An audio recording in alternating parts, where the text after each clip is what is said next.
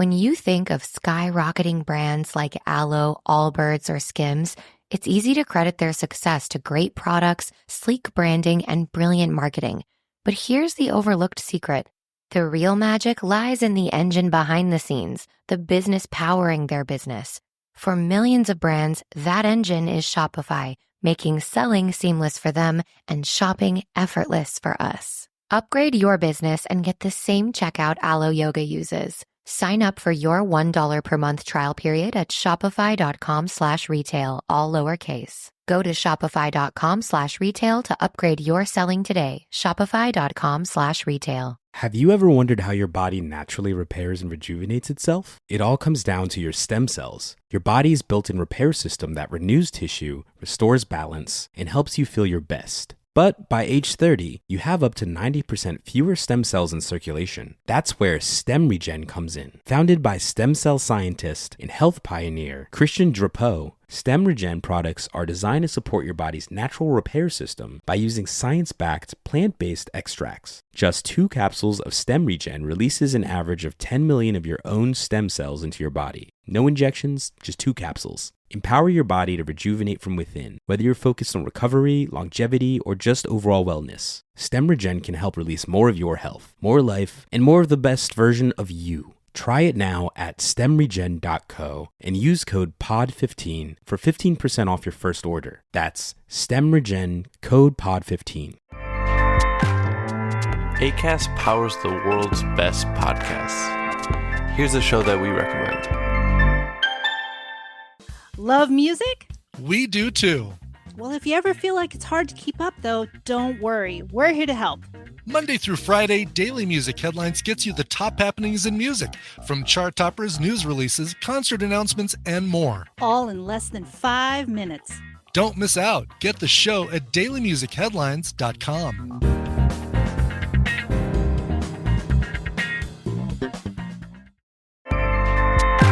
Acast helps creators launch, grow, and monetize their podcasts everywhere.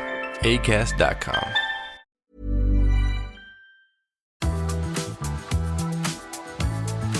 You guys, welcome to another episode of What's Your Issue? My name is Troy McEady.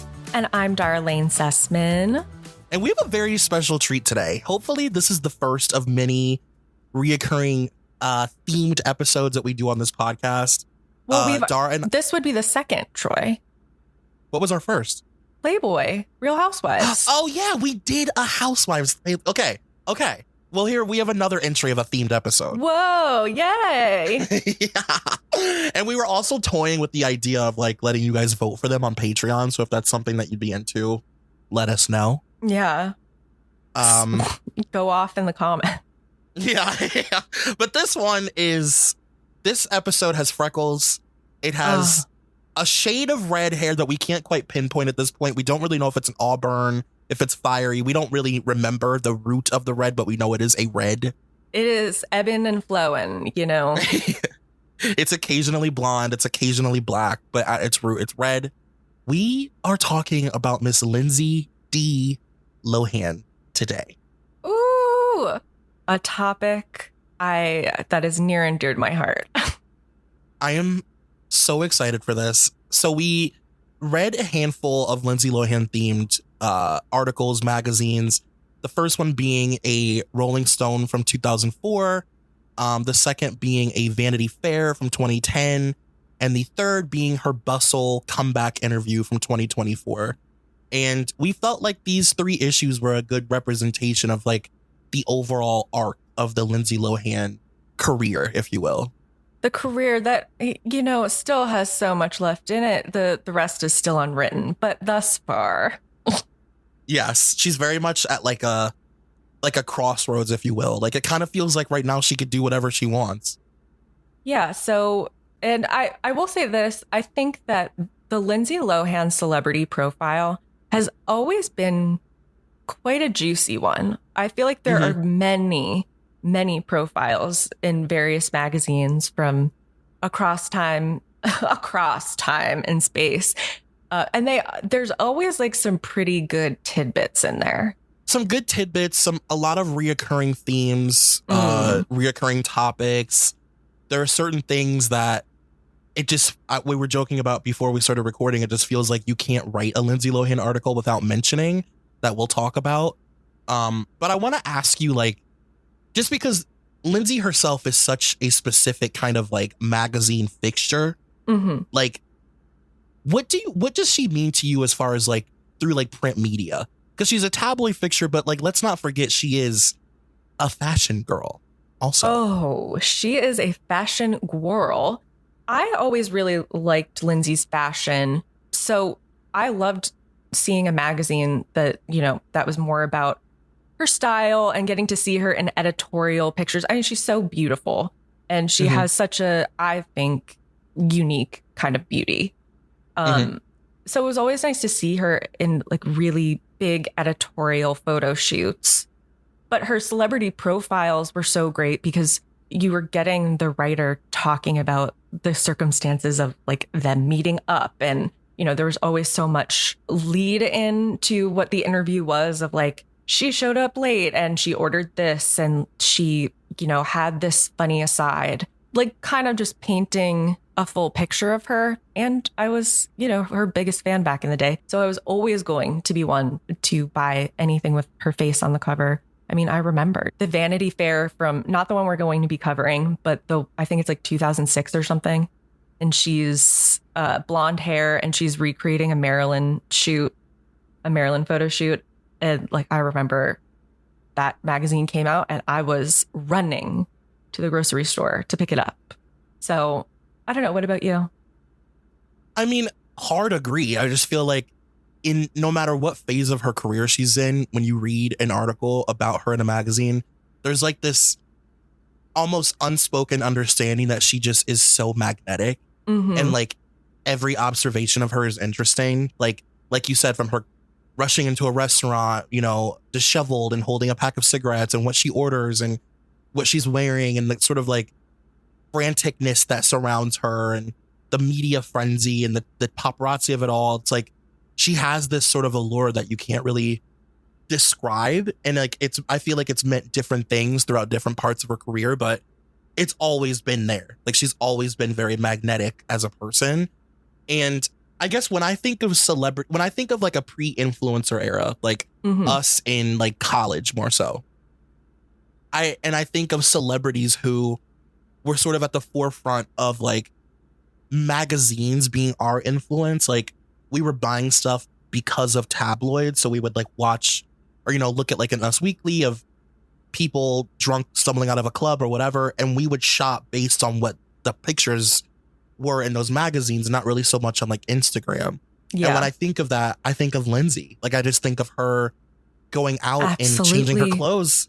Sometimes 3 times or 4 times a day, she would change her outfits and she knew what she was doing. Like she was creating an industry around her when people maybe didn't want to hire her for certain things or she was uninsurable. She was still creating this like frenzy around her. Yeah. And she tried to parlay that into like legitimate business ventures, like her legging line and, you know, her sunless tanning line didn't really pan out. Like it didn't transcend her bad press. But I mean, yeah, I remember like finding pictures of Lindsay, like either in blogs or sort of like street style pictures in magazines, different outfits of hers. And I would just go to Forever 21 and try and recreate it. Yeah. And to your earlier point, too, as far as her editorial, I mean, she said it best in her own series. If she had a credit for every photo shoot she herself produced and styled and did the hair and makeup for, like Lindsay has the difference between Lindsay and other like celebutantes, if you will, is that Lindsay had a real, genuine eye and love of fashion. And I think that resonates. Like, I think you can just, you look at her, you look at somebody like a Nicole, their relationship to fashion feels so different than somebody like Paris, for example. Yeah. I think the interesting thing about Lindsay is, you know, she had a genuine interest in fashion. She also was a genuinely good actor. And that is one thing that was always brought up, like, unlike these other girls in the tabloids, this one's got talent. So, and, you know, she's sarcastic and oh, she's actually like kind of funny sometimes. And I think that you see in so many of her profiles a sort of like the journalist very perplexed about her. Like once she starts to just, it becomes clear she's really ruining her career. You can sort of see the journalist trying to reconcile, like, what's going on here? Why is this happening? Like she's this mystery.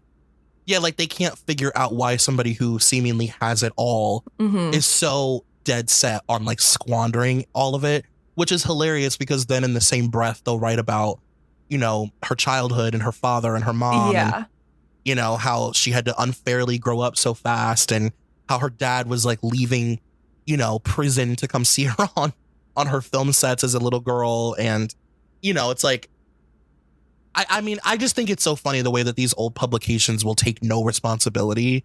Like they just act like they can't fathom how is it possible that a young girl like her would spiral out of control? And it's like, it couldn't have anything to do with you guys writing about her every day and hounding her. Well, it is interesting though how you know, like let's look at the Bimbo Summit, how at this time, the way they talk about Lindsay as well is, you know, they're perplexed and it that Lindsay is acting the way she is and they chalk it up, you know, of course it's her parents, which yes, of course that is probably to a large, you know, that's her foundation. That's probably most of it.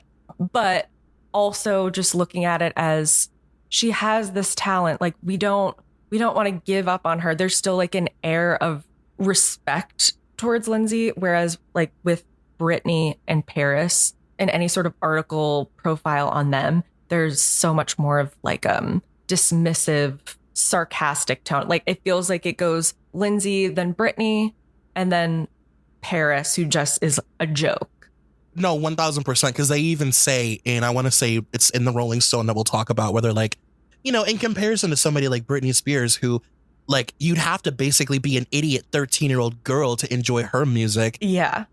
You know, it's like it's like Lindsay has this this career that an adult person can look at and be like, wow, like she's worked with Jane Fonda and Meryl Streep, and she was a Disney starlet, and Mean Girls is actually a great movie. Like it's like there's a respect there, and also I think like just the acting in general of it all just feels more respectable to a certain like age demographic or even like men than it would more so like Britney being this like pop star, right? You know? Yeah, I feel like for such a long time until probably the 2010s, or maybe around like the 2010s, up until that point, it felt like everyone was kind of looking at her as like, well, she'll be like a Robert Downey Jr. Like we're holding out hope that this is a phase. She's gonna go to rehab once or twice, and then she's gonna come back and be like, sorry guys, that was crazy, and here's my big comeback role. But instead she just got too wrapped up in the tabloids, where then people like lost that respect for her and any hope that she would be, I think honestly, like aligning herself too closely with Paris and Brittany is what kind of like did her in fully. I think so too. I mean, I think they even say that in one of the ones that I think the 2010 one, the Vanity Fair, where they say, you know, why do you run around with these girls? Like, it doesn't even make any sense. Like, they don't even align with you. And it is interesting. Like, I don't know. I just think it's so funny. Like Lindsay, I was listening to, I think I told you about it. I was listening to, You Must Remember This. And she did, I think you're familiar. Oh, yeah, a little. But she was doing this Lolita series, and she was going through all of the classic Lolitas and like their tropes and stuff. So she talks about like Alicia Silverstone and whatever. But I was really like taken by her Drew Barrymore episode where she talked about Drew as her own Lolita, and like, you know, her party girl phase was tied to the fact that she was like this little girl that people wanted to fuck. And then finally she was old enough and she was wild, and it seemed like she was fucking everybody. And I think Lindsay kind of fell into that, where it was like, she never was seen as a good girl. She was never, she was always kind of she was the Bratz doll of the Barbies, if you will. You know what I mean? Definitely. So then when when she got old enough, when she turned 18 and they could finally talk about her being, you know, they could finally sexualize her in the way that they really wanted to for so long. I felt like her path was chosen for her almost. Like, it was like, she's the bad girl. Her boobs are real. They're really big. She's redhead, not a blonde. She likes to drink. And, you know, I kind of think she was doomed from the start. She was also doomed from the start, realistically, through her parents. Like, I think her mom is kind of one of the more cut and dry sort of stage moms where, you know, she wanted to be an entertainer or something and a dancer, but that never happened for her. She put it all into her kid. And then as Lindsay starts to go out and party more, her mom wants to be a part of that. So, I mean, even just as a child, just like in a toxic household and reacting to what you've seen that gets you love from your parents. Mm-hmm. It's like, oh, my mom loves going out with me. My mom loves going to these parties. This makes her happy. Being like, so, you know, why would she not want to do that if that's something that her mom enjoys and co-signs and doesn't really back off of? Mm-hmm. And, you know, her dad was into drugs early on.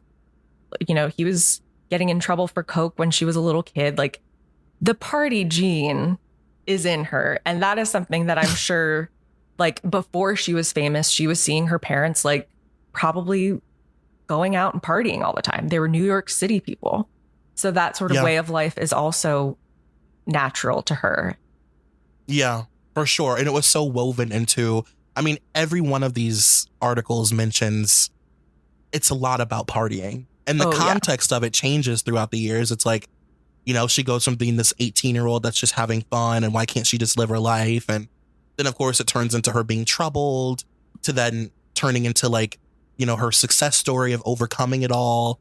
But, like, it was immediately woven into her public image that she's this wild child party girl. She's sexy and, like, she's, like, nasty. Like, they don't just say it. Yeah. They don't say it overtly, but they do imply it, that, like, she's, like, nasty and, like, is no virgin. Don't even think about it. Like, she's a nasty girl who, like, will fuck you. Yeah. Which, you know. Yes. Probably not wrong. And, you know, what's so bad about that? She was, I do think part of it is her being a redhead. I just think that is how it is. Yeah. It's literally that. But also, we kind of knew that she was dating Wilmer Valderrama, like, before she was even 18, which, of course, is a faulty, the fault in her parents for sort of allowing that and even encouraging it. But it, you know, on her 18th birthday, I'm dating a 24-year-old. Yeah, I guess it was just such a big departure from her peers that were so, like, virginity focused, that even just the fact that she wasn't trying to put on those airs was like, okay, we'll take it and run with it. Yeah, let's lean in. She's our bad girl, you know?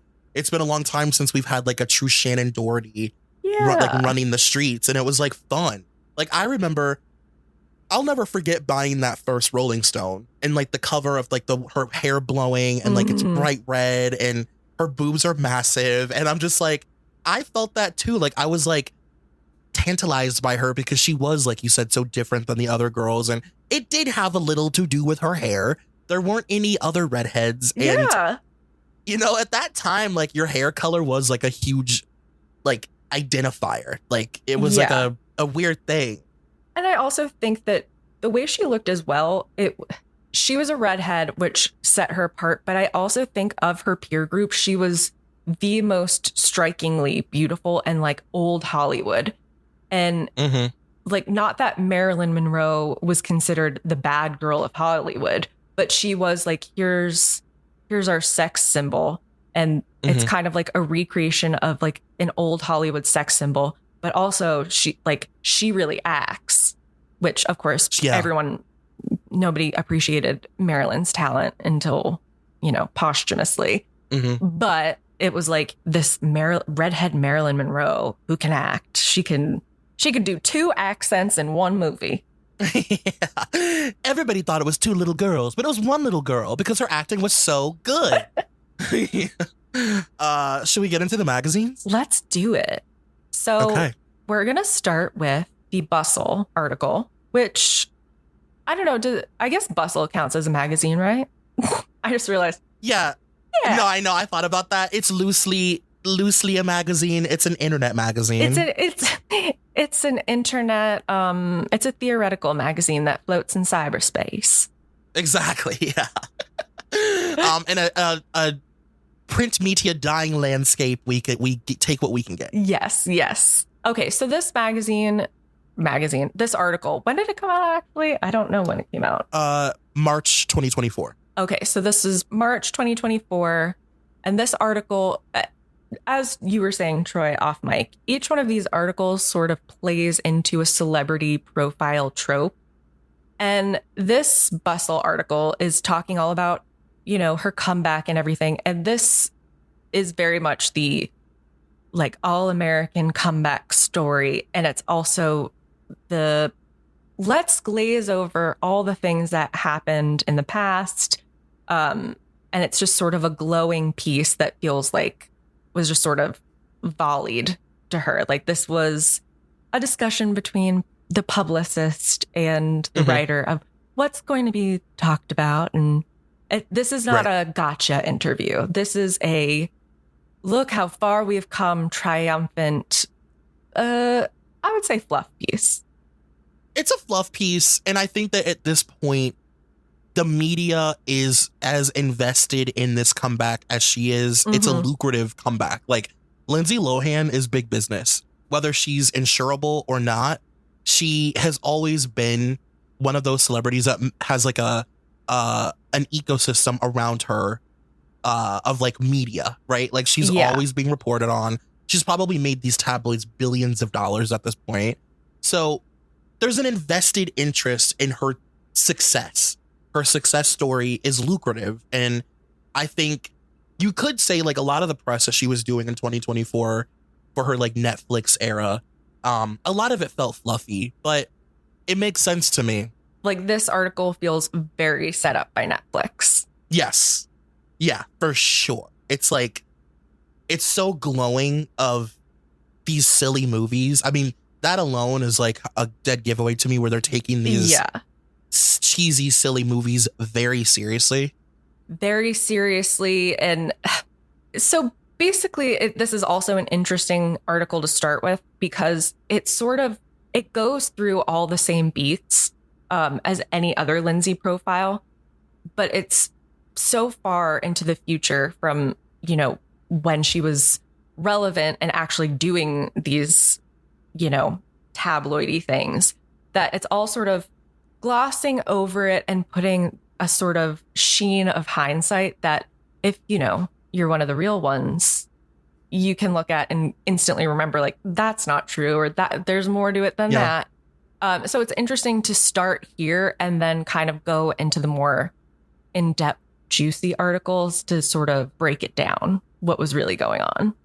Yeah, and I would also honestly imagine that from her perspective or from the perspective of the people on her team, they watched this work for Paris Hilton. Oh, yeah. And it's like, well, if it can work for her, it can damn sure work for Lindsay. You know what I mean? This sort of rewriting of history and softening of all the edges. And, it's like, let's just kind of pull back on some of that other stuff and then lean forward on this stuff. And the younger kids won't know any difference. Nope. They'll just be like, oh my God, yeah, the girl from Mean Girls, that movie that my mom always shows me. Yeah, exactly. She dated a girl? That's crazy. I had no idea. Of course, that is not touched on in this article. There is no lesbianism to be found. There is. I thought that this quote at the beginning was like a really great kind of representation of her life at this moment. So it says, Lohan's appearance, her first in at least a decade, would be one of the Oscars' biggest headlines. It's giving reclaiming my throne. Read a bunch like Read a much liked comment on Vanity Fair's Instagram of Lindsay in the Mark Salinger studio. Stayed in shimmering on the red carpet in a silver sequin fringe Balenciaga gown, smiling into the flash of the patio, graciously receiving a whispered something from Kim Kardashian. It was as if she had never stopped acting. Moved to Dubai, exited the public life, or like looking at the results of a wishful AI prompt. Quote, Lindsay Lohan, healthy, happy, all grown up. That's what it feels like, an AI prompt, this whole sort of thing. Well, even how they gloss over the Dubai of it all, of like, oh my God, this isn't weird.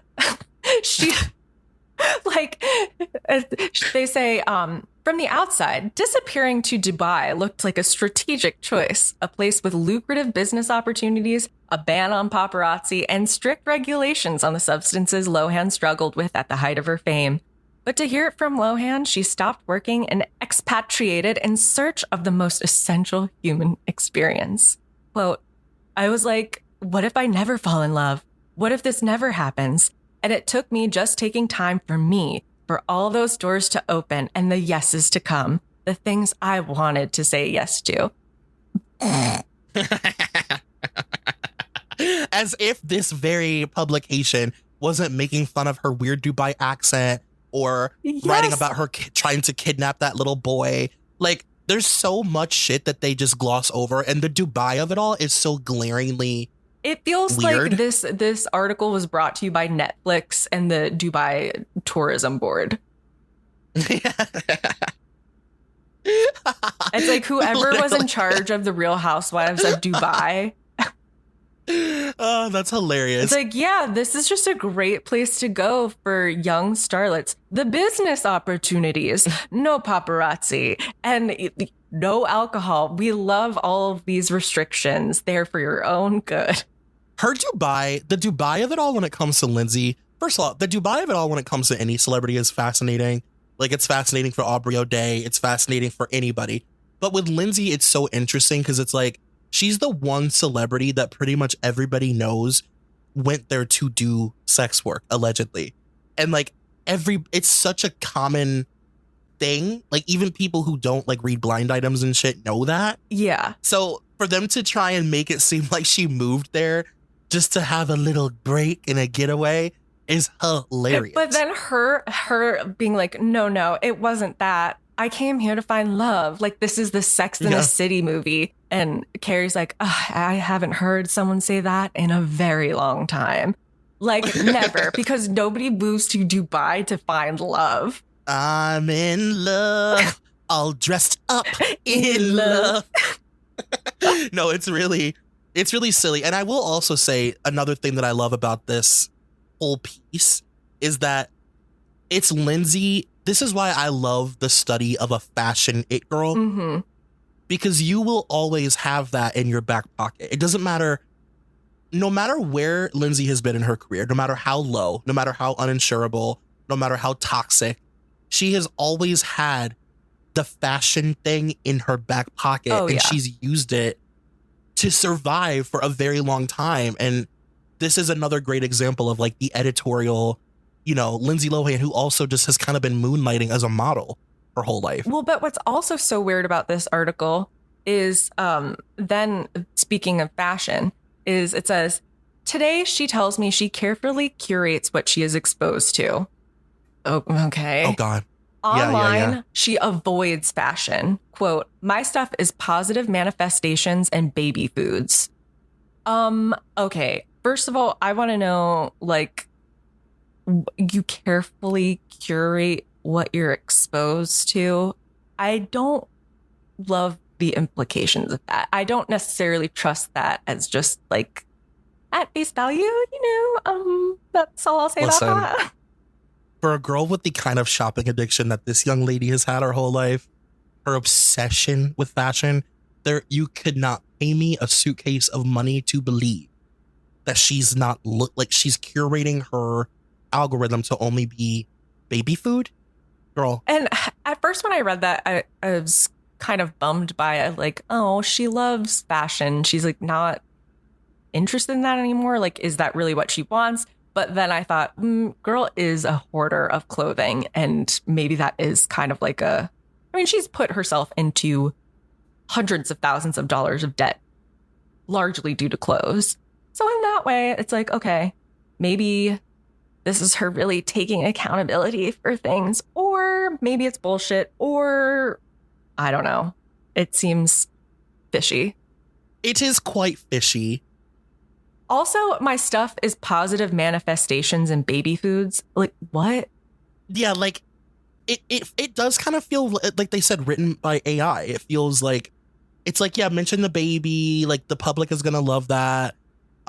Speaking of, I thought this was also interesting. She says, well, they say, motherhood has changed Lohan in ways that no abundance of older sister energy could have prepared her for. Like how proud she is of her body and how little pressure she feels to, quote, snap back. Everyone's getting so thin now. I feel like everything always comes full circle again, so this is that moment, and this too shall pass. But it does seem like there's pressure, she says, referring to the Ozempic era. Yet Lohan, whose own struggle with body image became nearly emblematic of the early 2000s size zero obsession, she said, is gladly observing this moment from the sidelines. She said, I was so attached to Luai that my last thought was going on a treadmill. I feel like we put so much pressure on ourselves to have to look good so soon, but you look so beautiful postpartum. Give yourself time. Again, a complete gloss over of the fact that Lindsay became not just like, I mean, yeah, she was emblematic, but that doesn't even cut it. No, it's that whole part of the article was like, I don't know, just really hammering it home. Like, don't worry, she's a mother now. But it's like, this doesn't even sound like Lindsay Lohan. Right. And also, why would I care? Like, of all the things we're coming here to find out, not a one of them is, oh, well, how's the baby weight thing happening? But it is just sort of trying to just address, like, don't worry, no eating disorders over here. She's got it all together. Yeah. It's just sort of sweeping everything under the rug. And I guess, I don't know, if I'm playing devil's advocate, like if I'm thinking about, like if I'm her and I'm like having this article come out, it's like, I do kind of understand that for somebody who's kind of been written about pretty much the same way since she was introduced, like as a teenager, you know, it does feel like an appropriate time to start like leaving those narratives behind. Like we don't have to always get into like her stealing and like all of her DUIs or whatever. Like I get them not like making that the focal point, but it's just like, it's a weird rewriting of history, I guess. It also it's a rewriting of history that kind of, to me, like the reason why I'm not particularly excited about Lindsay Lohan's comeback, and I say this as someone who was her truly biggest fan, I'm not that excited about it because all I see is sort of just a very like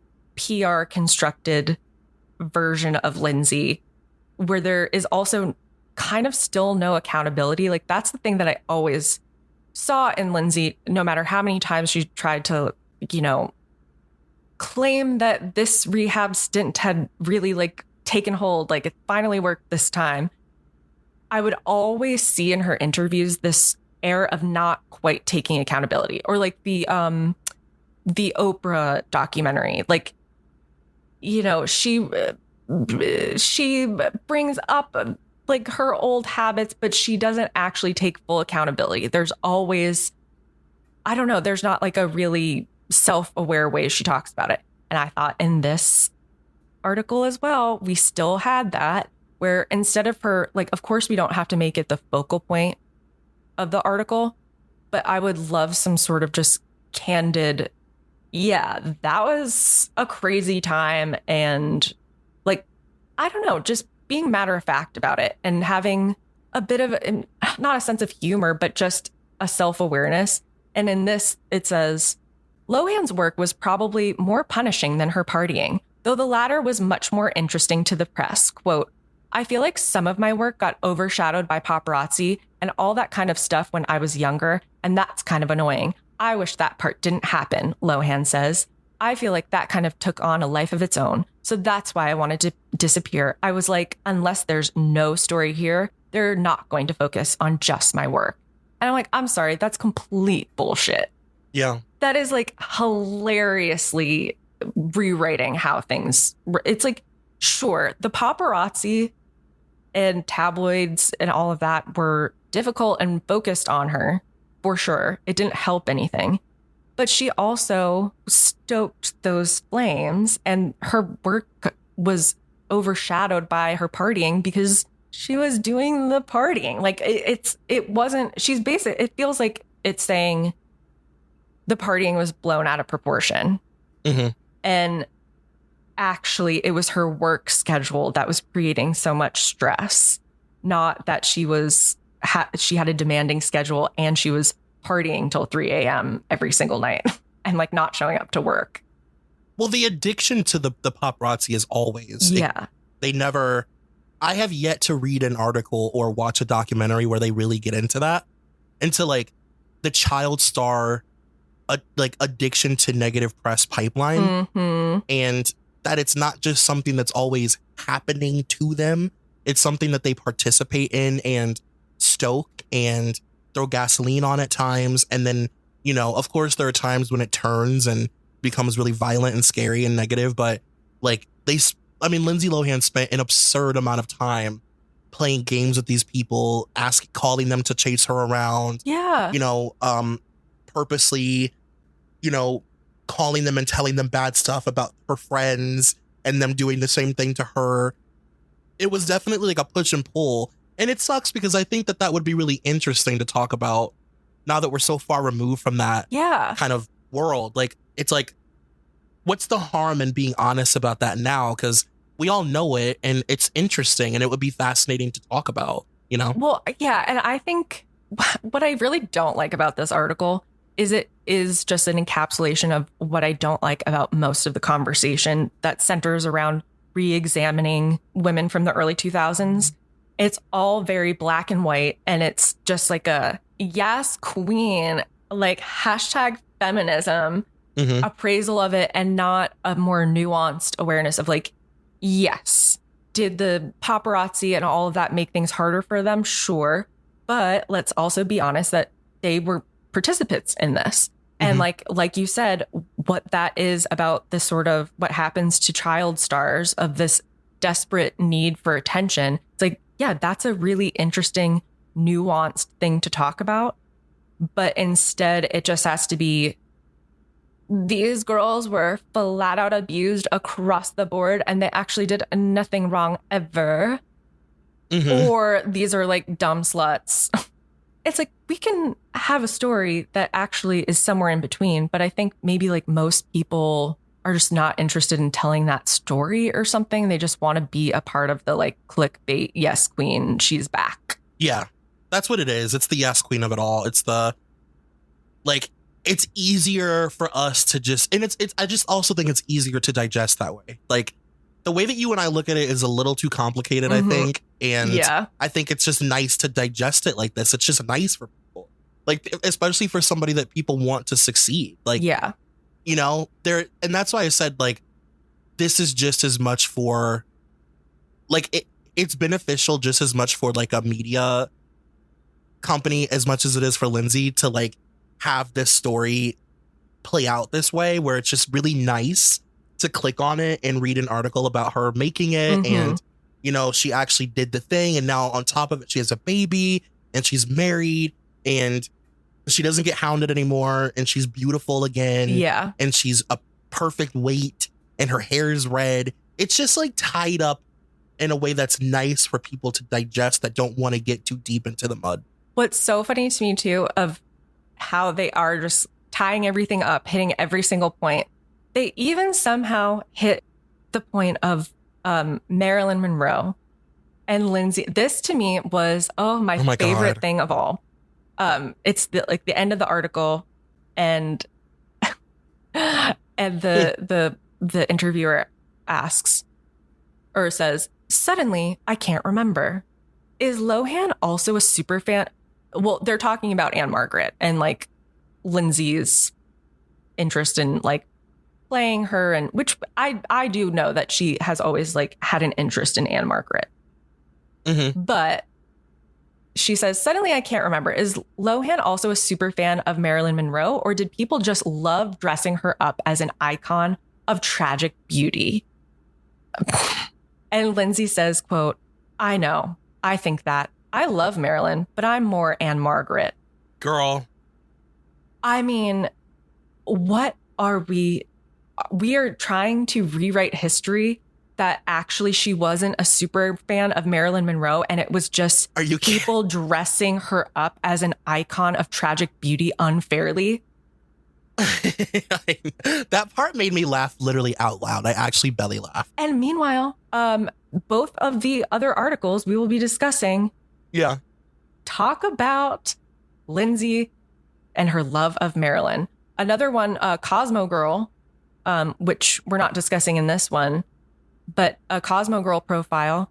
She says literally her three influences in acting is Julia Roberts, Audrey Hepburn, and Marilyn Monroe. No mention of Anne Margaret. Well, if you're a Lindsay Lohan fan, it's like, you know the Marilyn Monroe thing runs deep. I mean, she has been parading around as Marilyn Monroe for years.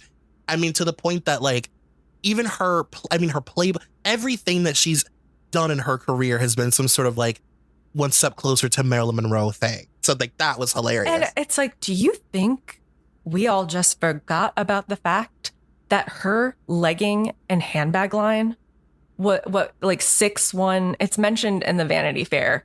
Let me see. Mm-hmm. Oh, 6126 was her line. That is the birthday of Marilyn Monroe. Bustle, did you think we just forgot about that, madam? I guess they just think that it's all like 20-year-olds that are going to read it that just don't have the content. And just have no clue. Oh, and she also has, we see in the Vanity Fair article, it's mentioned, she has a tattoo. It is a Marilyn Monroe quote, which is, stars, all we ask for is our right to twinkle. That's a tough one. That's tough. Ooh, that is a tough one. I bet it's in like Comic Sans. I wonder if she still has that tattoo. I'm sure. And I love that, like, when you look at Lindsay's relationship to Marilyn Monroe, it's not even just that she's like a fan in the way that like Mariah Carey is. Lindsay has gone that next step further where she has literally like been at the forefront of so many photo shoots where she styles herself in the image of Marilyn Monroe. Like it's like actually comical. Yes. But you made some really interesting points that make me want to immediately jump over to the Vanity Fair. Oh my God. Yeah. The Vanity Fair. And thank you for saying I was making some good points. I appreciate that. Well, because you talked about sort of not believing her. And one thing that I was going to say, but then I was like, I should save it for when we get into Vanity Fair because they do it so well, is like, even in Lindsay Lohan, when she's written about, even if she herself, or even like in the Oprah doc, even if Lindsay herself is not taking accountability, which she never does, me and my friend Zach call it the Lindsay Lohan mist. And it's when she'll start saying stuff like, you know, I just want to be an actor. I just want to act. I just want to be on set. I'm happier on set. I'm lighting my candles. I've been working out more. I'm doing yoga. Mm-hmm. I'm separating myself from negative people. I'm, you know, the Lindsay things, like the things that Lindsay says, the jargon that she spews. At least back in the day, the person writing about her or filming her was wise enough to say, I don't know if this is true. I don't know if I believe what she's saying. Like, Oprah didn't believe her. So she made it clear on OWN that she didn't believe that Lindsay was lighting the candles and doing the things and separating herself and removing negative influences and all that bullshit.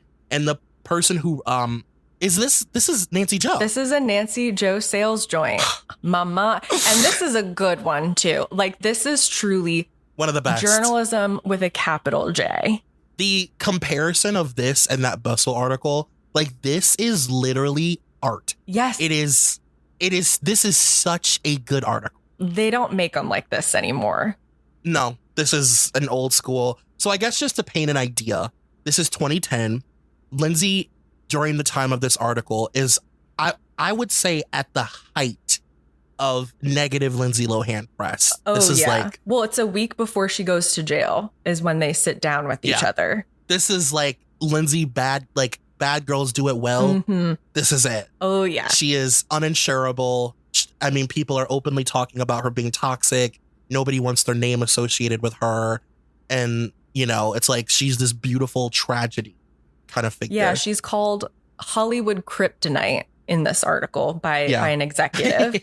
Or no, by a publicist. And I love that they're like, and through it all, you can still see her classic American beauty. Like, they're really hammering the, you know, again, another, you know, American celebrity trope of like the fallen star, you know, the broken star, the, you know, this is her like Elizabeth Sparkle era. Like, she's washed up, she's a has-been, and so sad because she's so young and beautiful, but nobody will ever want to work with her again. Yeah, it's crazy because there's one quote where she says, "I'm not getting any younger," she said, flashing her luminous, wide-set green eyes.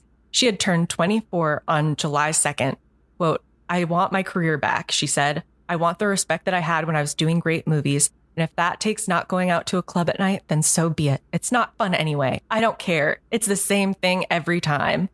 And then it says, "The question everyone was asking, though, was whether it was too late for Lindsay." And it's crazy that we're talking about a 24-year-old. Right. Crazy that we're talking about a 24-year-old, and also so insane to hear her quotes sort of like, it's like she looked through a thesaurus and found like different words to put in there. But I mean, this is the same thing she told Oprah. She's literally said, quote, "There's nothing I can do there's nothing at a club for me anymore. I've seen it all. There's nothing there. And there's nothing that I can go to a club and do that I haven't done. There's no celebrity left for me to meet." And you know what that says to me? That feels like something that every person who has tried to help her, to try to get her to stop, has been like, "Lindsay, what more is there for you to do? You've seen it all. You've done it all. Like, just stay in, move on with your life and be productive." And it's like, well, that's addiction for you, baby. It doesn't make sense. No, it's so true. There's a lot of great quotes in this one. I love this one where they say, like Dara said, this is literally right before she goes to jail. And they say the jail time had come as a shock to her. She said, "I was just thrown," she said in her distinctive, sexy, smoky voice, a voice that could belong only to Lindsay Lohan, American actress and international tabloid obsession. Ooh. "I was under the assumption that it was going to be a progress report type hearing," she said. "I had no idea that it was going to be anything like a trial, but somehow everyone else did. For weeks before her July 6th hearing, speculation was running high that Lindsay was going to be sent to jail. Her altercation with a waitress days before I met her had made headlines. The prospect of her incarceration had created a media frenzy, even President Obama being quizzed by the ladies of The View a week after Lindsay started her jail term on July 20th, admitted he was aware of her predicament." Like, at this moment, it's the only thing that we're talking about is Lindsay being a train wreck and how fun it is. Yeah. And my gosh, did we participate in it? Absolutely. You know, and I guess that makes us one of the bad ones. But it was, I don't know, at the end of the day, it was like a soap opera playing out in real life. Like, I don't know, we all got into Scandival.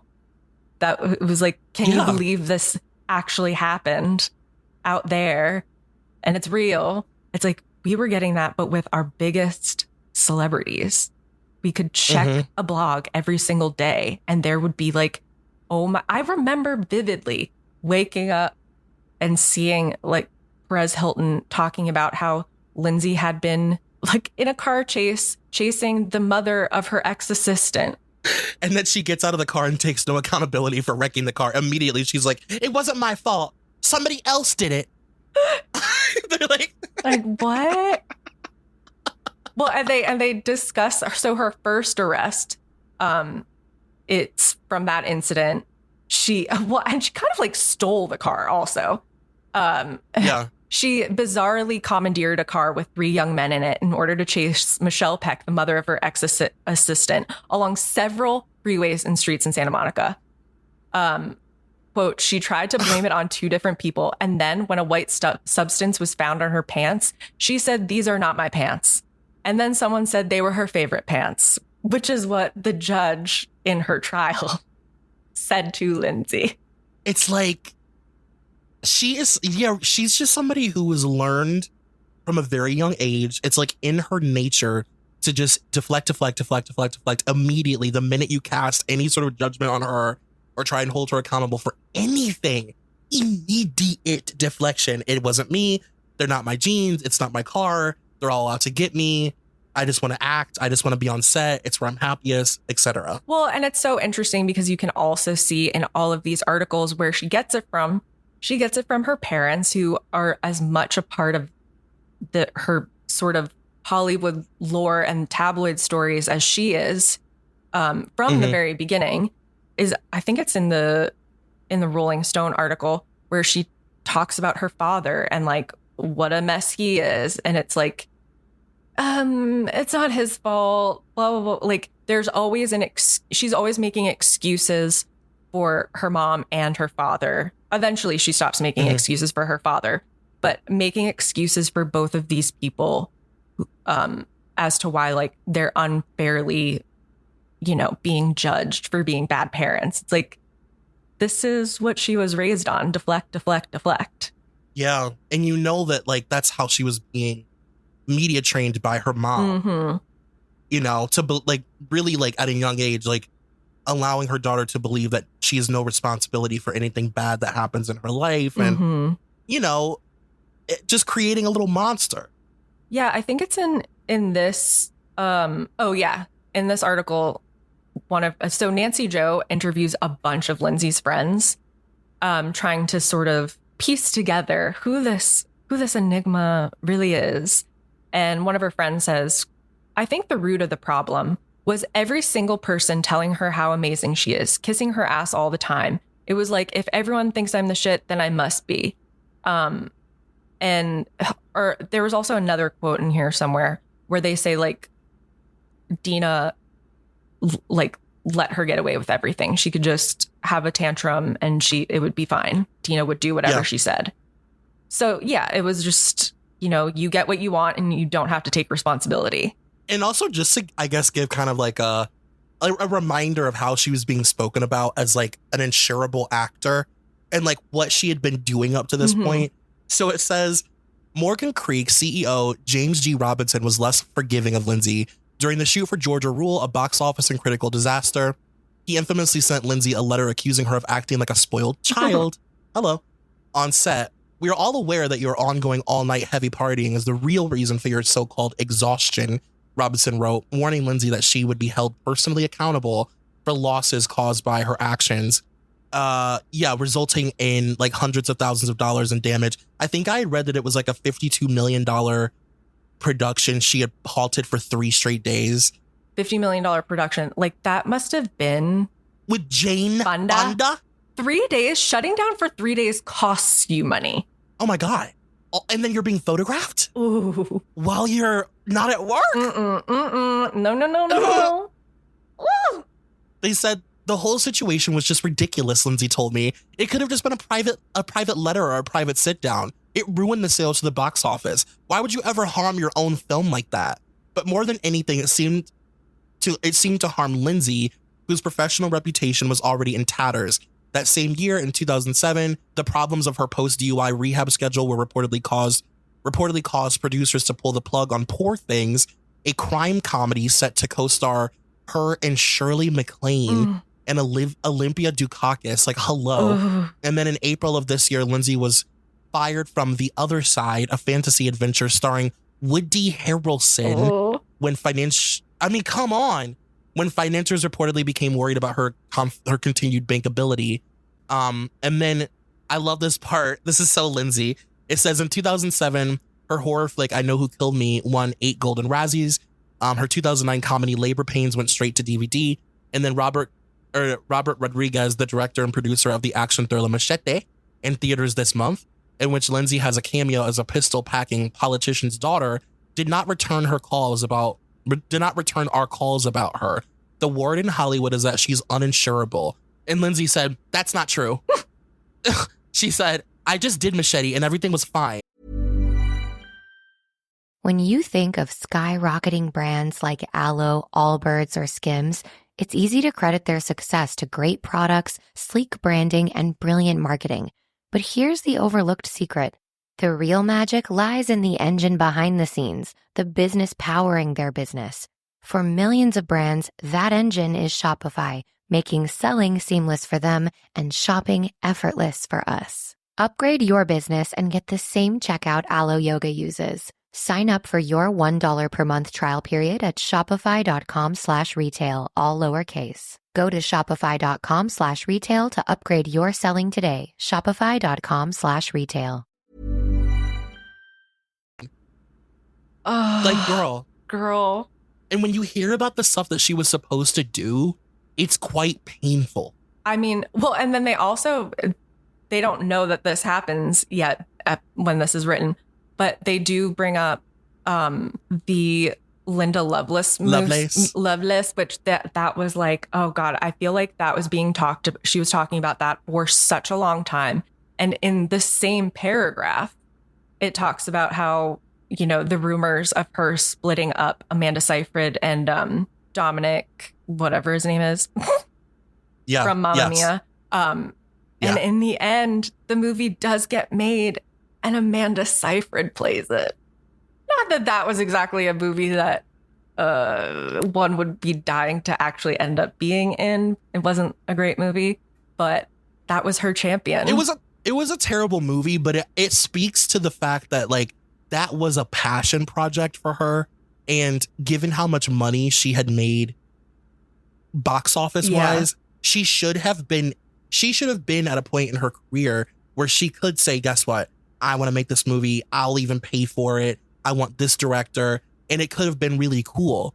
And it's like she fucked herself, by turning herself into this like uninsurable, unreliable person.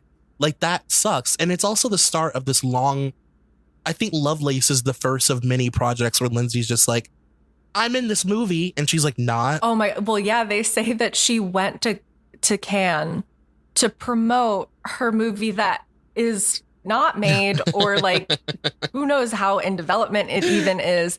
And it's for Loveless. And it's like, oh God, can you imagine her at the parties just going up to people and being like, yes, I'm in this movie. And I mean, to the point that she even did that Interview magazine as Linda Lovelace. Like my God, yes, you're right. Oh God. She chose the wig and she styled the photo shoot and she was like, I'm going to do it as my character. And it's like the movie wasn't even, it's just so like, it's like embarrassing. Yeah, she was always doing that with the with Stevie Nicks. That was another big one. She was gonna play Stevie Nicks. And Stevie Nicks was like, no, she is not. Like she needs to have overcome the cocaine addiction to play me, not be at the height of it. Oh man, I wonder if Stevie Nicks being like, okay, Lindsay, you can play me, if that is what would get her to like come back down to earth and be like, this is who I really am. And like, I'm an actress and I'm going to be candid and like more myself. Like if just like that sort of dangling in front of her. Cause it's also like, Lindsay, you've always wanted to play this, but will you play a cokehead on screen? Yeah. Like a real one. Are you going to do it? I don't know. Where do you, I was going to say, could she even play, like, would her acting be at the level that it would need to be to, like, be Stevie Nicks in a biopic that she would grant? Because, like, everybody's wanted to make a Stevie biopic or a Fleetwood Mac biopic, but, she has the control over that. And I'm like, could Lindsay even do it? Like, I mean, I don't think so. I don't think so I will either. say, I think that, Lovelace ended up taking a really completely different turn than what it was originally supposed to be. And like the Amanda Seyfried version is like really bad. I think that really was meant to be something big in her life. Yeah. I really do. Like the Stevie thing, I think was like, okay, Lindsay, but Lovelace, I'm like, no, she would have killed that role. Yeah. Like playing a 70s porn star that's like been battered and abused by this industry. She would have killed it. Now, again, Could she do it? And would she probably wouldn't want to, because they would not let her back into Dubai. But a sort of, Pam Anderson, or I guess more Pam Anderson, or like The Substance, where it's like, yeah, she is getting her big role, her big comeback role, where she is like playing someone who is chewed up and spit out by the entertainment industry, and like have it be written, directed by a really cool woman, and just have it be like, oh, like the aesthetics of 70s porn, Star World. Yes, Dara. Ooh.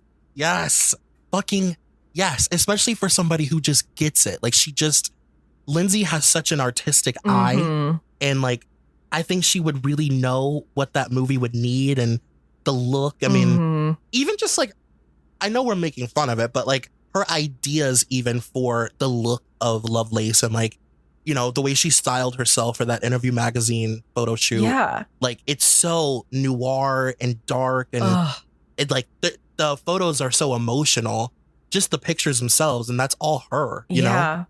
Oh my God. Oh, I would want it. I need it. I know. We'll never get it. I would pay money. No. Oh, there's another little article from here that I thought was interesting.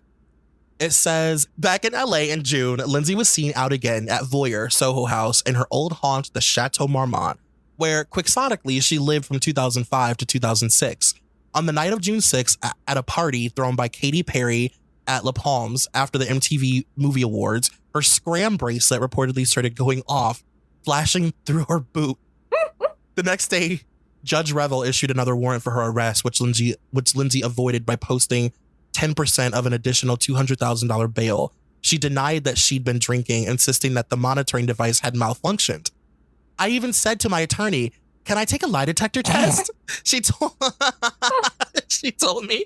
I think that I went through a really rocky patch, Lindsay said, as we sat talking. But I can say for myself that I've looked back on my past and I'm completely different now. Everything happens for a reason, so I'm grateful that I can learn young. I wanted to believe her. Oh, this is to tie to what you were saying from the previous article. I wanted to believe her, but this sounded a lot like the kind of thing that Lindsay has been saying for years. I'm a different person now, she said in an interview in 2008. I have goals and I'm working to achieve them. I've made some dreadful mistakes, but learned from them the hard way. She said that in February of this year.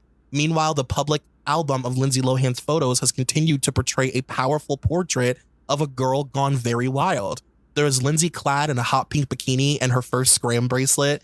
Lindsay passed out in an SUV being driven by a grim-faced Samantha Ronson. Lindsay looking out of it, dancing on a banquet at a Coachella music festival.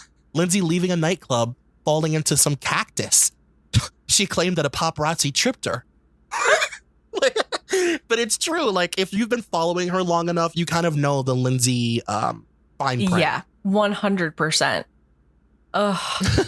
I do love, I'll take a lie detector. It malfunctioned through my boot. Does that not paint such a beautiful picture, though? Just like being at Las Palmas, being at a club, and just through a boot, you see Lindsay's scram bracelet going off. Like, that is a moment that I would kill to be a part of. I can hear the gasp. Okay, you know when she got hit by that little boy's mom in Dubai? Yes. And she went, oh, like she let out the Lindsay squeal. She squealed when her boot started flashing. Absolutely. She for sure squealed. Oh my God. I do love this part of this little line in the article. They're saying, you know, she's Hollywood kryptonite, blah, blah, blah. No one wants their name mentioned in the same breath as hers. And Nancy says, but I still didn't feel like I really got to know Lindsay. I feel like the reporter at the end of Citizen Kane. Was Lindsay just another child star tragedy? A girl who was supposed to be Jodie Foster, but went the way of, God forbid, Corey Haim? Was there anybody to blame for the trouble she was in except herself? Was she just spoiled or badly in need of help? I mean, that is, I think, sort of encapsulates everything. Yeah, I I had that highlighted too. And leave it to Nancy Joe to just pointedly ask the question. I love the line. I felt like the reporter at the end of Citizen Kane. It's so Nancy Joe. It's so Nancy Joe. Nancy, I love you. There's a part, I don't know if you have it highlighted. I can't find it, but there's a part in this article where they kind of are talking about just like the level of toxicity that Lindsay carries with her. And they describe where she was like at a restaurant and she like sat with these people, these like film people. Oh, yes. Here it is. I found it. A successful young producer said that he was having dinner recently at the Chateau Marmont, along with a famous writer and an Oscar-winning director, when Lindsay appeared out of nowhere and plopped down in an empty chair at their table. Quote, she was networking, he said. It seemed like an act of desperation. None of us knew her. Like, that's so sad. I hate that. I hate that. But also, you know what it reminded me of is in the Bustle article, they're talking about how, you know, she's friends with Aisha Curry, and Steph and Aisha are Lindsay's son's godparents. And then it says, they get a quote from Aisha. Well, we were out visiting in Dubai last summer and we went to dinner and she leaned over and was like, I have something to ask you. Then she asked if they wanted to be her kids' godparents. She goes, then she asked, and it was so sweet. It was very unexpected, but we were definitely up for the task. All I need to know about what that was like, it was very unexpected. Yeah. Like, to me, it's sort of like, yeah, Lindsay's just plopping down and being like, so will you guys be godparents? And they're like, sure. Ooh, yeah, I know. Like the like social unawareness that she has sometimes is like so funny. Well, and the social unawareness, and also like at the end of the day, it's Steph Curry, very relevant man, to be able to say, yes, Steph Curry is the godfather to my child. Like, oh, that suddenly makes her seem more relevant or like enmeshed in, you know, very respectable people than she maybe totally is. Like, of course, yeah, they went to Dubai and had dinner with her, but were they visiting just her, or were they just going on a trip to Dubai and it was like, let's all get dinner? Yeah. It's very Lindsay to be like, my dear friends, Aisha and Steph. Like, it's so... It's very like, look how connected I still am to the A-list world. Yeah. You know, like, it's just so funny. And I also, I just selfishly wanted to read this because we can't finish out this article and not read it. It's just so iconic. It says in 2008, when Lindsay began dating DJ Samantha Ronson, it seemed briefly as if she were calming down. The relationship seemed to have a stabilizing influence on her, but it ended in chaos. With Ronson's family reportedly inquiring about taking out a restraining order on Lindsay, tweeting "Love Lauren laments," quote, "I took the biggest chance of my life with you, and you've done nothing but break my heart." She tweeted Ronson last October. In April, Lindsay reportedly threw a glass at Ronson at a nightclub. They have since reconciled, with Ronson visiting her in jail, of course. Oh. Like, fucking Lindsay. Her on Twitter, that was a really exciting time. It was great. We didn't know what we had. People like to reminisce about Rihanna on Twitter, and they love to forget about Lindsay on Twitter. And Lindsay had some great stuff. Ooh. Oof. Oh. If you forgot, Google Lindsay Lohan, Emma Stone tweets. Oh, Troy, please. One of those tweets was like my Facebook banner for years. She's like, "Dear Emma Stone, please stop taking my roles. Hollywood has replaced me with Emma Stone." Which, like, is true. So true. Like, every Emma Stone movie feels like a Lindsay Lohan movie for a very long time. You think about it? No, it was truly like, we need another redhead. And this will be our like sort of precocious redhead. And this one, she's a little more down to earth. She's not going to go the same way. And you know what? It was true. It was true. Yeah. It was her death becomes her moment. Like Lindsay was in her bedroom, like rewinding Emma's death scenes over and over and over and over. Oh. Should we finish out with Rolling Stone? Yes. So this Rolling Stone that we're gonna be quoting is from August of 2004, and we are going back in time. This is Lindsay has just turned 18. She is the talk of the town. She is like the bad girl, redhead ingenue that has the world at her fingertips. She's made Disney like a few $1 million at this point. She's their biggest bankable star. But they are starting to worry. Yeah. At this particular moment. Because I think this is right before Herbie, right? Yeah. Yeah. So they're like, she's getting a little out of control. Oh no, what? Who's this boyfriend of hers? Yeah.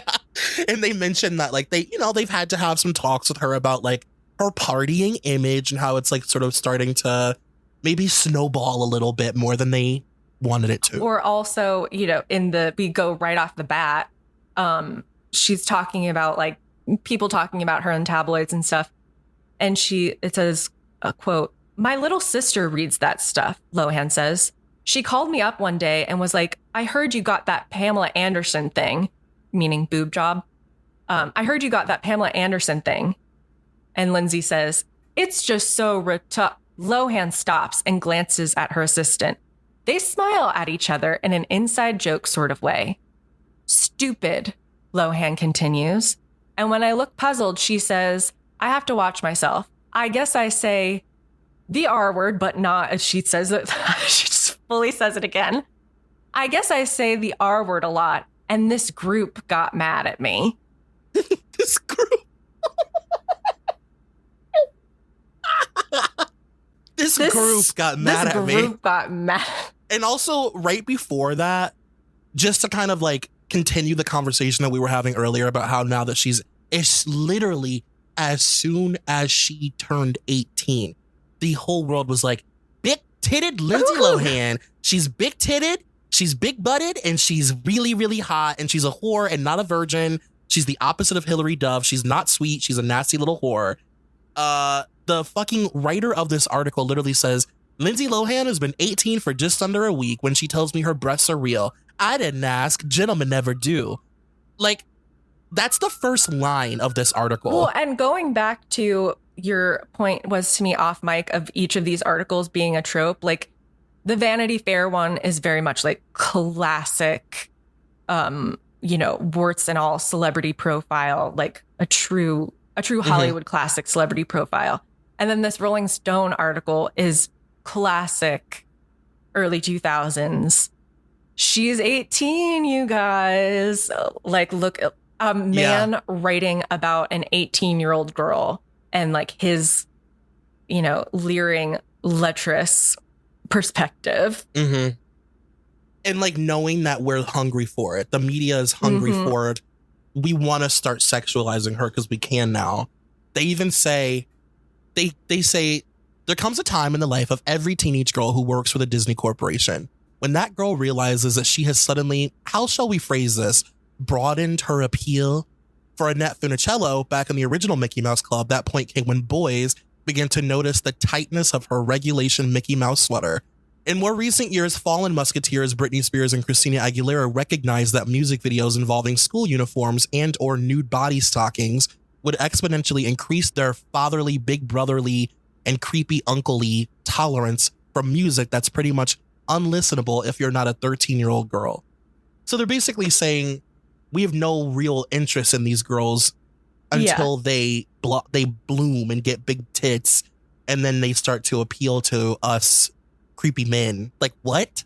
It's so wild that these publications wouldn't be like, you know what, let's get a girl on the case to interview and like, just, okay, if men are not interested in anything about these actresses or singers, and it's like, okay, well then why are they writing the profile?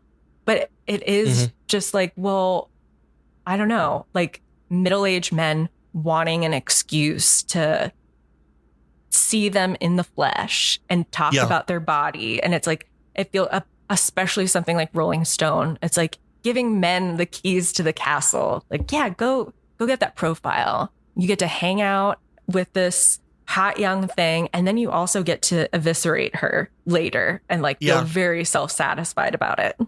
And like punish her the minute she doesn't, appeal to like the Lolita, sex fantasy. And at this point, it's interesting where Lindsay kind of falls, because at this point we have had like that first round of the new generation Mickey Mouse Club girls that have become quite sexualized. So it's more so just like, well, it's Lindsay's turn. Like she was written about like, it's only a matter of time before she starts like showing more of her body, and like she's so developed and her boobs are so big that she pretty much has no option. She's gonna start slutting out soon.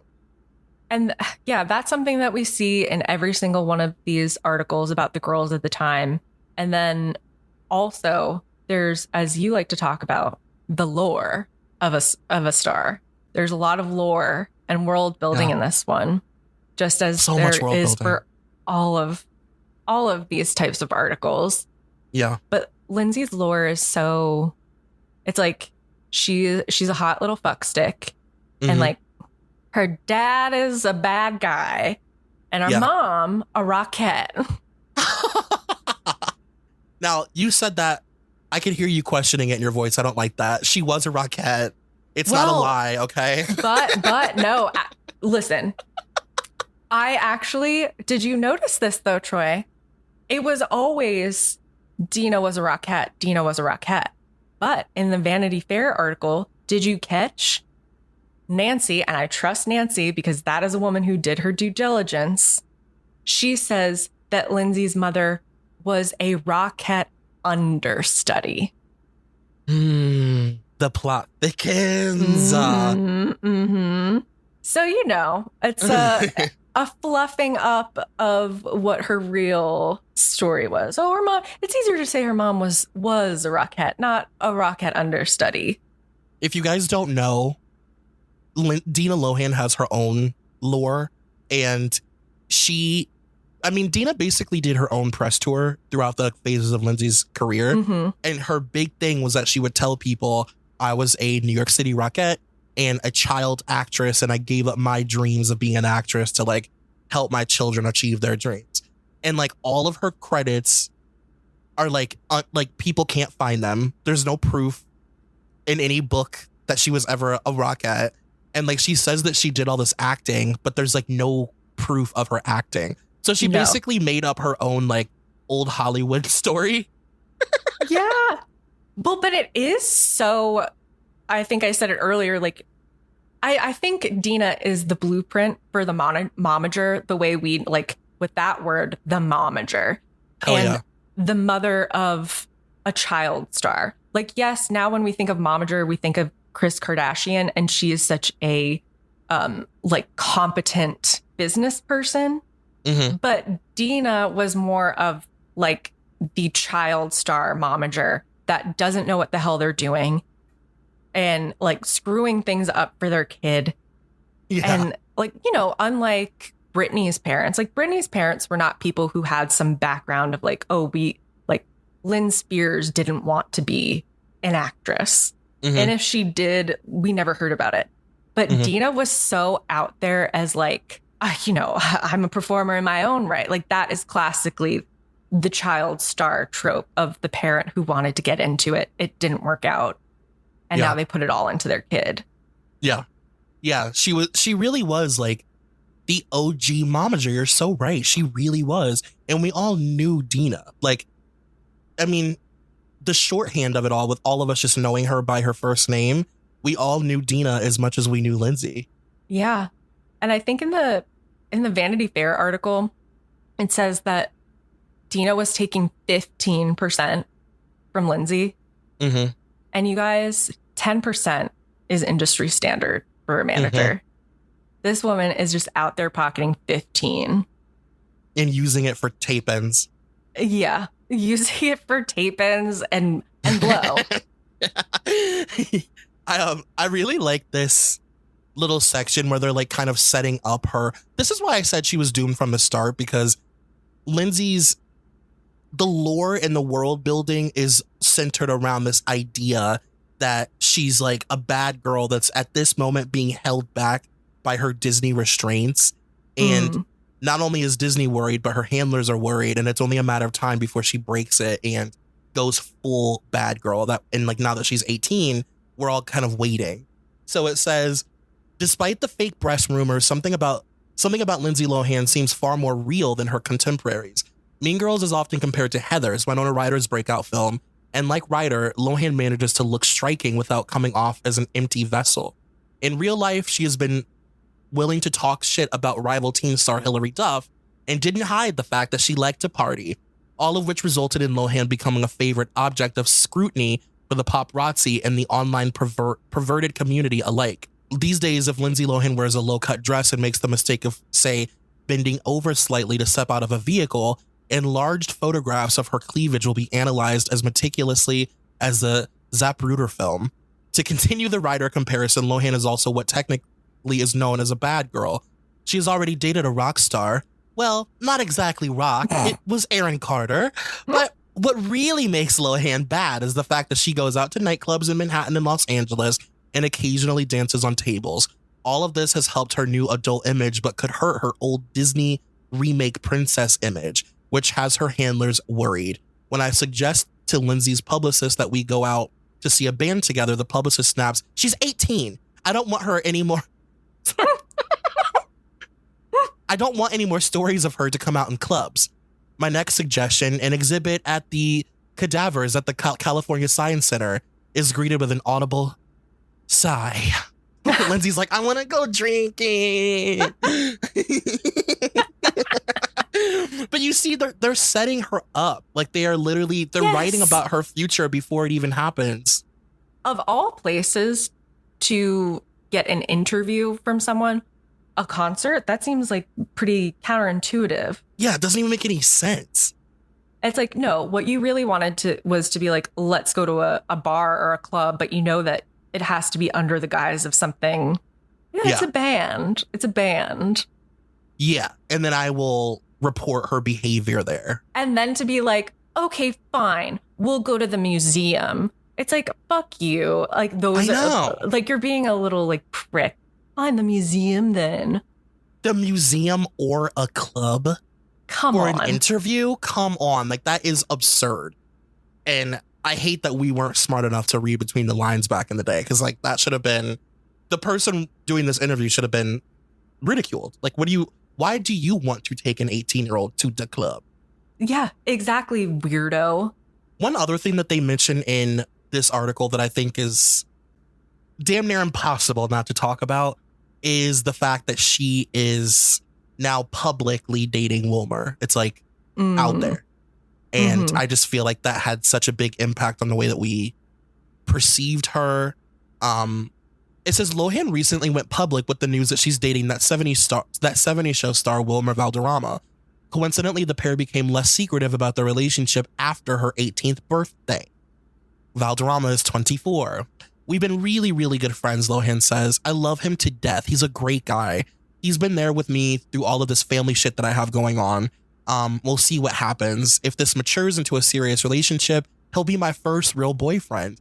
But I don't know. I'm only 18 and I want to have fun." Lohan says the hardest part about dating another celebrity is not the increased media scrutiny of their outings, but the increased other chick scrutiny of her dude. "It's hard when we go out," she complains. "They'll seriously hit on him right in front of me. I'm already insecure, and there are a lot of really pretty girls in LA, and it makes me feel really bad." That's like the saddest thing to hear a fucking 18-year-old girl say. Like so many red flags.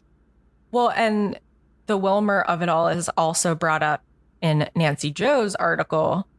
It was her breakthrough year, 2004, that Lindsay moved to LA on her own to live with her boyfriend and first love, Wilmer Valderrama.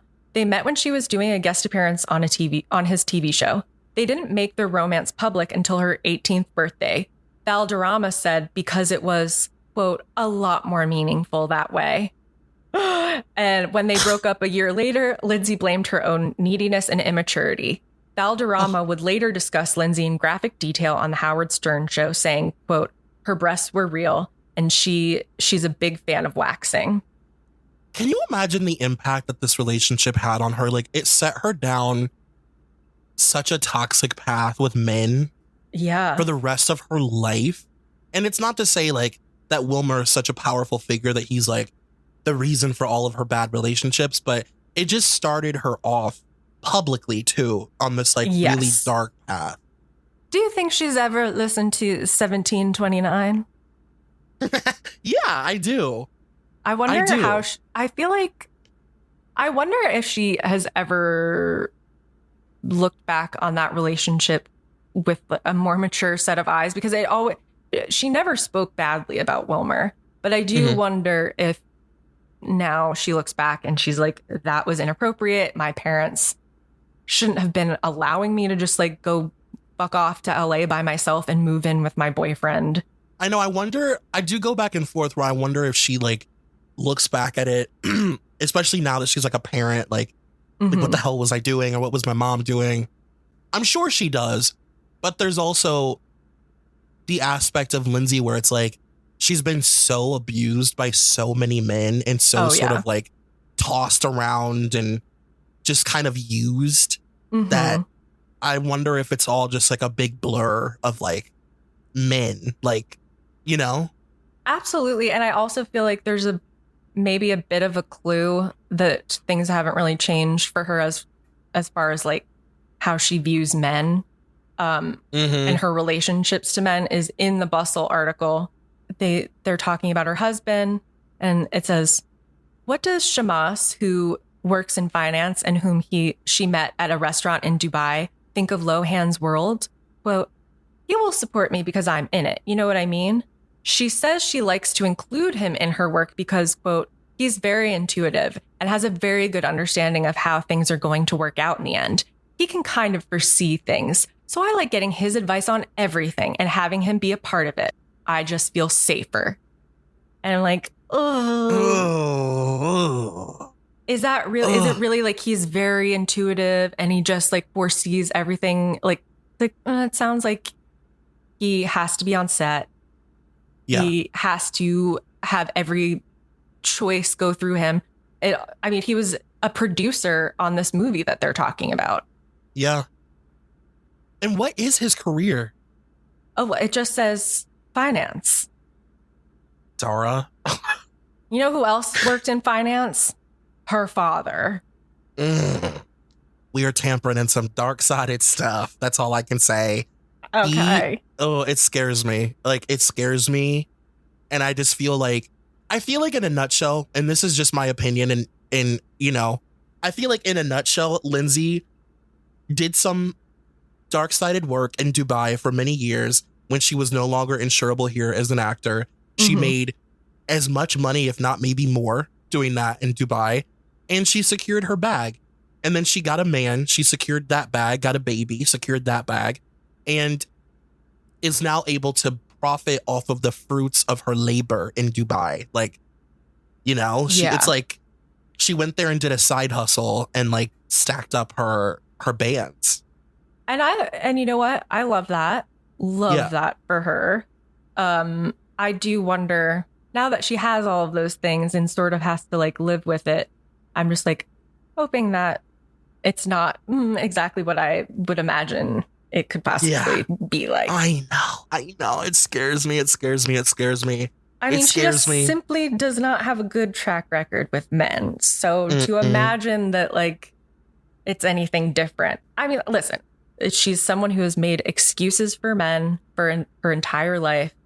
Oh, it's giving like Wendy Williams and Kevin Hunter Williams. Like, he's my manager and makes all my decisions and is always on set and always watching over me and always, you know, it's just like, ugh. I also sometimes wonder if Lindsay looks at men the way that I perceived Anna Nicole to look at men, where it's like they're just like ATM machines and like men equal like business transaction, whereas I really fall in love with women. Like, I lust for women, but I need men.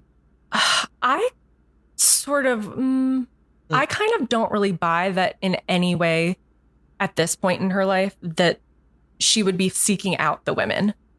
I don't know. In the grand scheme, I think she would never want to be truly out. Like, even when she was with Samantha, it was like, but I'm straight. Like, somehow making that excuse. So I kind of feel like she would very easily like shut that part of herself off and is just like, no, I just love men. And she just ends up with these guys who are sort of similar to her dad, who do provide money, which was, I think, what her dad was providing for the family for her younger years. Like, they were living in a really rich area of Long Island. And then all of a sudden he goes to jail and it's like, oh yeah, all of that money was like a sham. So yeah, I do feel like maybe she does look at them as ATM machines, but she's also she's not getting her needs met elsewhere, is what I imagine.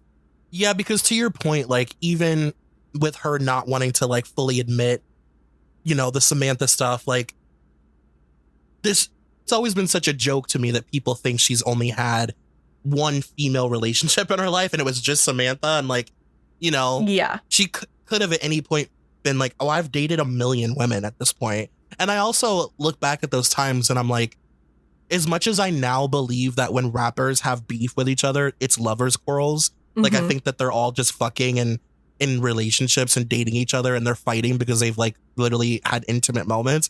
I think the same thing with the girls. Like, I think Paris and Brittany were fucking, and I believe that Paris and Lindsay at a time were fucking, and I believe that it was like a lover's quarrel. Like, I 100. Don't think their feud was like just jealousy. It was like, no, we've made love. And I also think that they both had their eyes on Brittany in a sexual way, but Paris got her, which then forced Lindsay to kind of back off and be like, I don't even care about her. I don't care what happens with Britney Spears. I don't follow her. Exactly. No, I think there was a whole like L word happening in in Hollywood, and it wasn't just like our starlets. It was like a sort of multi-generational. It was the starlets and then the behind the scenes power lesbians. Yeah. They were, going, because who was it? Like Amanda Demi, who she ran the door at Teddy's and the Tropicana back at its height. And I think she was kind of like a power lesbian of the circuit. And there's pictures of her, just like hanging out with Lindsay, other pictures of her just hanging out with Paris. I feel like there was a bit of a jealousy there. It's like, it's boys, but it's also these elder power lesbians sort of passing them around. There's also Ingrid. Do you remember Ingrid? She was Madonna's ex-girlfriend. She was like known for dating Madonna in the 90s. And then in the early 2000s, she started dating Paris. Like, there's a lot of pictures of her and Paris like vacationing together and like making out in pools and stuff. And then I believe she also hooked up with Lindsay. She's a power lesbian. Ingrid Caesars. Do you remember? She had like short black hair, super tan. She's very pretty. Yeah, and then so there was her, and then also I think it was Jodie Foster's wife, who was also sort of like going around making the rounds before they got married. Or I think it was even like after they got married, they like split up and then got back together. But it was, Yeah. Yes. And Courtney Semmel. Oh, Courtney Semmel, of course. I mean, she was like the one. I feel like Courtney has turned out more women than lesbian, any lesbian. What did they say? The lesbian Casanova of Hollywood? Yeah. Yes, the lesbian. That's so funny. The pussy posse. That was like the real pussy posse. The real. And then there's also, so it's like Courtney Semmel, and then what's her face? The heiress, the Casey Johnson. Casey Johnson, who was also, friends with Paris. Mm-hmm. Like this was a circuitry of young lesbians. Yes, and also Fergie. Fergie. I mean, Fergie. Who, I mean, come on now. You know, Fergie was pegging all the gals for sure. Like, for sure.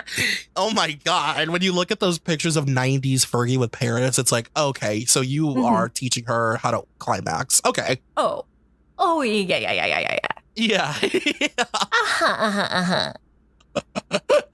Oh my God. Yeah, for sure. Her. And like, yeah. And then you have like the girls that are just there for a good time, like Tara Reid, who's like, I'm down for whatever, you know? Yes. Well, you know who else I think was very involved in that scene was the Pretty Wild girls, Alexis and Tess. Yeah. And the reason why I think that is, number one, they both have like such a little like gay vibe. Like it was very clear to me that they were sort of hooking up with each other. But yeah. I did recently look at Tess's Instagram, and she like follows everyone from the L Word. And I was like,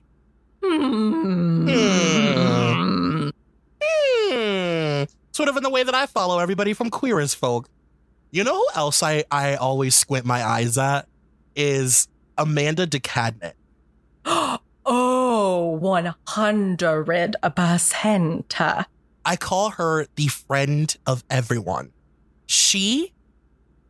I think of all the people living right now who could write a scathing Hollywood tell-all, it's Amanda DeCadnett. I mean, the fact that woman has not been offered a housewives role or something, she is the most connected, beloved, best friend to everyone. She was the last person Michelle Trachtenberg spoke to before she died. I'm like, she pops up everywhere.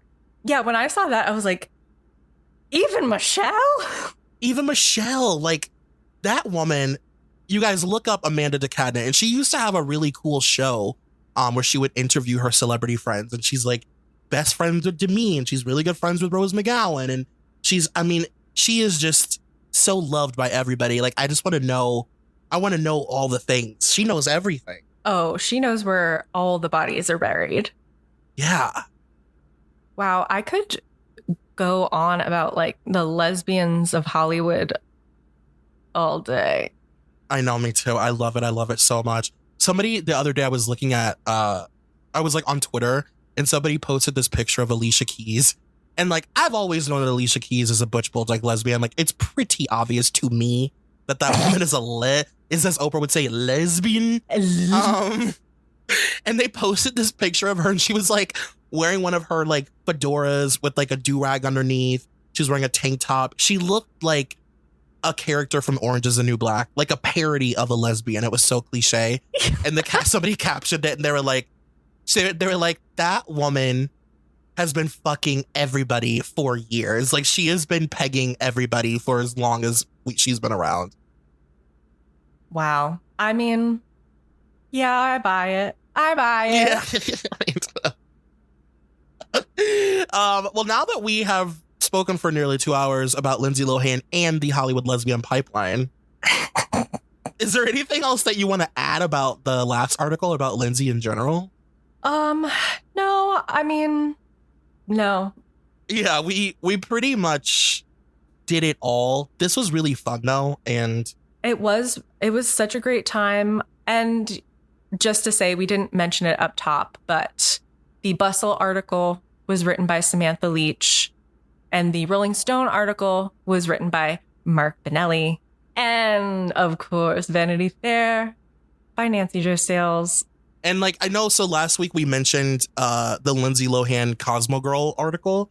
So we're going to cover that on Patreon. It's Lindsay Lohan week. It's Lindsay Lohan week. And then we'll also,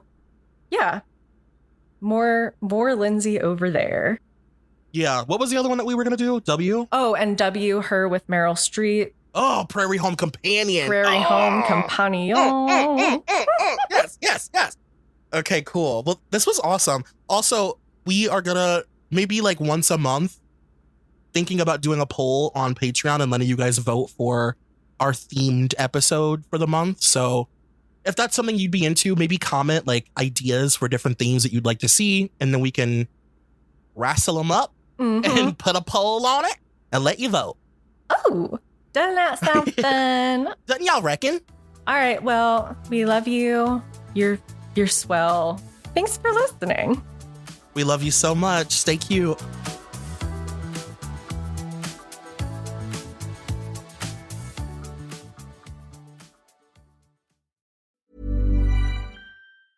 When you think of skyrocketing brands like Aloe, Allbirds, or Skims, it's easy to credit their success to great products, sleek branding, and brilliant marketing. But here's the overlooked secret. The real magic lies in the engine behind the scenes, the business powering their business. For millions of brands, that engine is Shopify, making selling seamless for them and shopping effortless for us. Upgrade your business and get the same checkout Aloe Yoga uses. Sign up for your $1 per month trial period at shopify.com/retail, all lowercase. Go to shopify.com/retail to upgrade your selling today. Shopify.com/retail. Acast powers the world's best podcasts. Here's a show that we recommend. Do you like being educated on things that entertain but don't matter? Well, then you need to be listening to the podcast with Knox and Jamie. Every Wednesday, we put together an episode dedicated to delightful idiocy to give your brain a break from all the serious and important stuff. Whether we're deep diving a classic movie, dissecting the true meanings behind the newest slang, or dunking on our own listeners for their bad takes or cringy stories, we always approach our topics with humor and just a little bit of side-eye, and we end every episode with recommendations on all the best new movies, books, TV shows, or music. To find out more, just search up the podcast with Knox and Jamie wherever you listen to podcasts and prepare to make Wednesday your new favorite day of the week. Acast helps creators launch, grow, and monetize their podcasts everywhere. Acast.com.